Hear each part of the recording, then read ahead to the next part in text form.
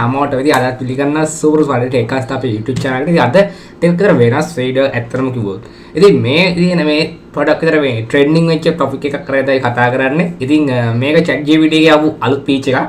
ඉතින් ඒ තමයි මෙන්න මේ විදිහට ඉමේජ් එකක් ජෙනරේට් මේ විදිහට ඉමේජ් එක ජෙනරේට් කරලා අපි මේ වගේ ඉමේජ් එක කොහොමද ජෙනරේට් කරගන්නේ. ඉතින් මේක රිලීස් කරලා විනාඩි කිහිපයකින් නිවුස් එකක් පවා වුණා අතරන් ගියොත් මේ විදිහට කරලියක් වුණා අතර මේ ඉමේජ් ජෙනරේෂන් එක මේ ඉමේජ් එක.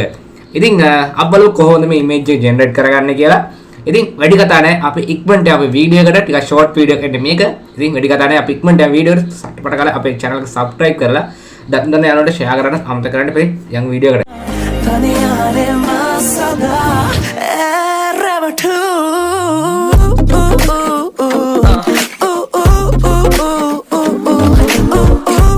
මුලින්ම කරන්න ඕනේ තමයි ඔයාලා ඕනි කියන දන්න ChatGPT කියන මේ ChatGPT කියන open AI එක.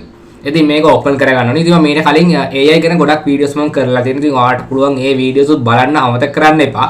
AI සම්බන්ධයෙන් ගොඩක් වීඩියෝස් මම කරලා තියෙනවා. AI සම්බන්ධයෙන් playlist එකක් පාවා මම කරලා තියෙනවා. ඒක නිසා ඔයාලා ඒ playlist එක බලන්න අමතක කරන්න එපා. හරි.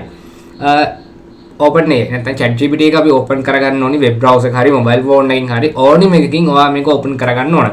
ඊට පස්සේ ඔයාලට කරන්න තියෙන්නේ මෙන්න මේ simple වැඩක් විතරයි. ඒ තමයි මෙන්න මේ front එක ඔයාගේ ෆොටෝ එකත් එක්ක ඔයාට ඕනි කරන මේ front එකත් එක්ක ඔයාට වෙනස් කරගන්න ඕනි කරන දේ සහ ෆොටෝ එකයි අප්ලෝඩ් කරන්න. ඉතින් විනාඩි කිහිපයක් ඇතුළත ඔයාට ලස්සනට image එක generate කරනවා ඔයාලා බලා ගන්න පුළුවන්.